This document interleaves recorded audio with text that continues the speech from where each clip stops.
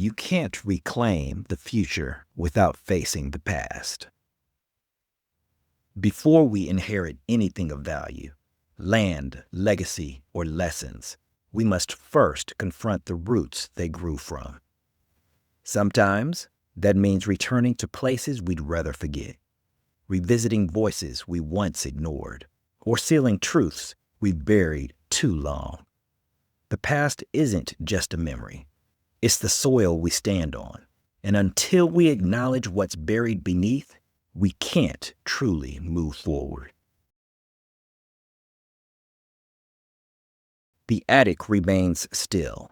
Dust dances in the sliver of moonlight, spilling through a cracked window, casting long shadows over old trunks and framed memories. Daniel sits on a wooden stool, motionless, staring at the sealed envelope addressed to him. His hand hovers, unsure, suspended in memory. The air is thick, not just with dust, but with decades of silence. Cobwebs drape from corners. An old rocking chair creaks faintly, moved by a breeze that shouldn't exist. The weight of unspoken decisions seems to linger in every splinter of the floorboards. Linda's voice echoes, not in the room, but in Daniel's mind. A confession from days earlier, resurfacing now. "I wasn't protecting you," she had once admitted, her voice shaking like the truth she'd buried. "I was hiding from my own pain and regret," Linda had said, barely above a whisper. But Daniel doesn't hear it anymore, not fully. The house swallows her words like it has swallowed so many truths. Only silence remains, thick, charged. The attic feels like it's holding its breath. Somewhere below a floorboard creaks, then stillness. Daniel clenches the envelope slightly. It crackles, but still he does not open it. The morning carries a fog neither the weather nor their breath can clear.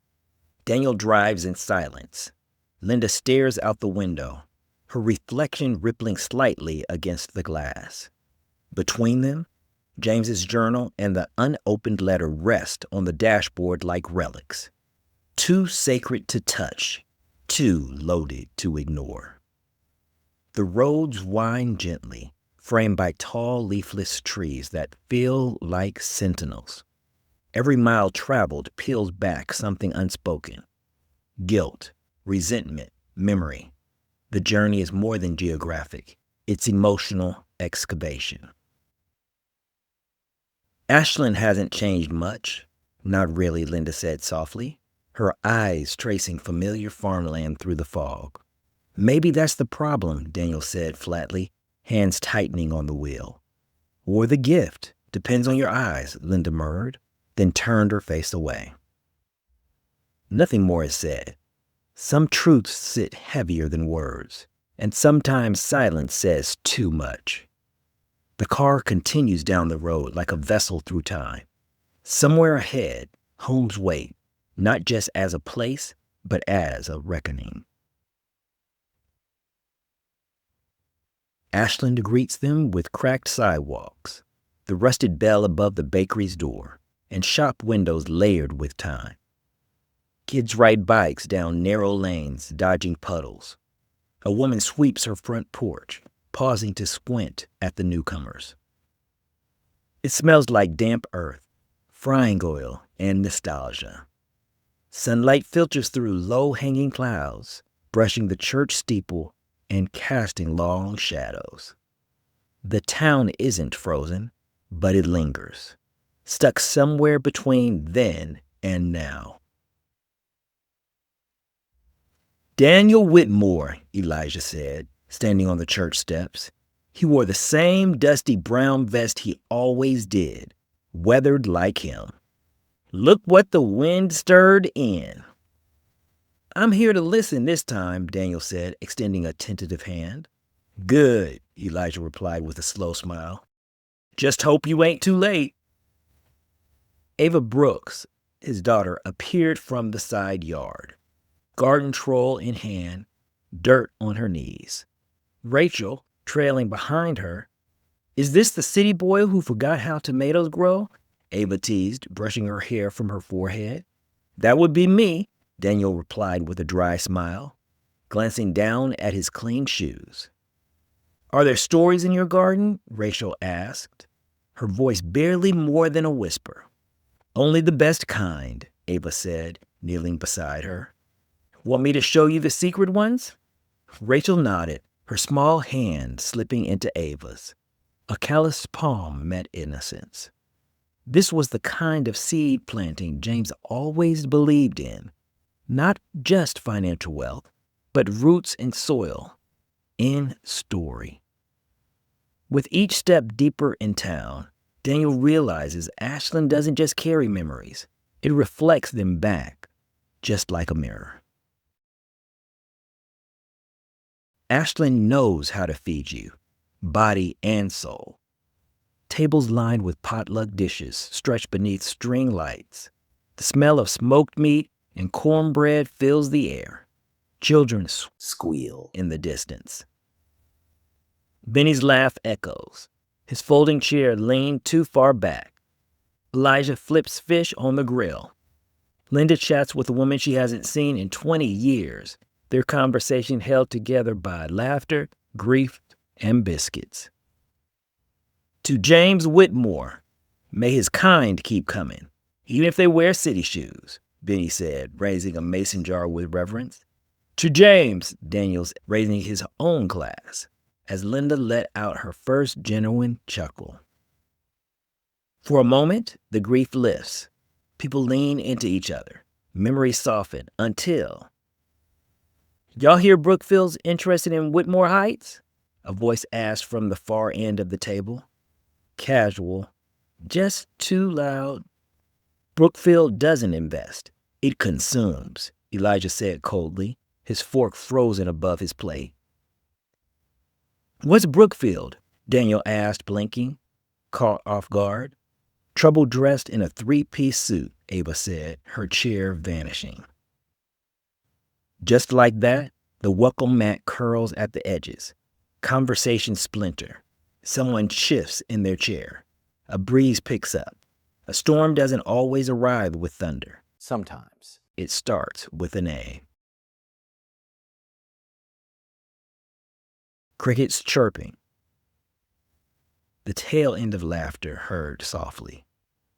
Soft blues music from a speaker. The sun drops lower. Shadows stretch long over the Whitmore homestead. The smell of honeysuckle carries across the grass. That's when a black sedan pulls up, polished, out of place. The door opens slowly. Caleb Whitmore steps out, his shirt crisp, his confidence sharper than the collar he straightens. He surveys the yard like he owns it. "Hope I'm not too late for the good fish and the better stories," Caleb said, flashing an easy smile. "That breeze just changed directions," Benny muttered to Elijah, barely moving his lips. "Didn't know you were back in town," Daniel said, guarded. "Wouldn't miss it, cousin," Caleb replied, gripping Daniel's shoulder a moment too long. "Heard the past is back on the table, so I thought I'd bring a new set of plans." "Brought your own seat at the table, huh?" Elijah asked, arms crossed. "That's your cousin?" Abel whispered to Rachel, watching Caleb cross the lawn. "He's got radio voice energy." "He's shiny," Rachel giggled, eyes wide. Caleb makes the rounds, quoting James like scripture, repeating half-remembered phrases like marketing slogans. "We can't just preserve history. We've got to position it. Ashland deserves a legacy that scales. As Uncle James always said," Caleb declared with a politician's rhythm. "Since when did scale matter more than a story?" Daniel asked, his voice quiet but cutting. "Same thing, done right," Caleb replied, clapping him on the back. "It's all about knowing what soil you're planting in." Want to see how we test the soil? Ava asked Rachel, leading her back toward the garden. Yes, Rachel said. I want to know what's hiding too. And just like that, the warmth of the evening cools. Shadows grow longer. You ever feel like he's still in this house? Daniel asked, standing near the doorway. Sometimes I think he never left, just went quiet, Linda replied from the armchair, her gaze fixed on the empty fireplace. Later, Daniel stands alone. In his hands, James's journal. Outside, Rachel and Ava kneel by the moonlit garden, their silhouettes moving gently. The hallway light flickers. The wallpaper peels at the corners. This house, this legacy, feels alive but tired. Maybe we all went quiet, Daniel said softly, staring at the envelope again. Maybe that's how pain survives, when we tuck it into silence and call it protection. He opens the envelope. His knees buckle slightly. He steadies himself against the desk. We don't see what's inside, but we don't need to. His face says it all. Some letters hold more than words. They hold warnings. Regret pressed into ink. Hope scribbled on the edges. Sometimes the smallest handwriting carries the heaviest truth. Rachel, whispering as she writes, Ava, do you think flowers remember who used to walk here? I'm planting new ones, just in case the old ones miss them. Rachel whispered as she drew a tiny bloom on the corner of her notebook. Legacy isn't always inherited. Sometimes it has to be replanted. Not in fields, but in hearts, where roots find cracks, where memory meets mercy. Legacy can be reclaimed, but only when we confront what broke it. If today's episode stirred something in you, download the guide below. 5 ways to replant what you inherited. Because some of us didn't start with a legacy, but we can still become one. The seed remembers.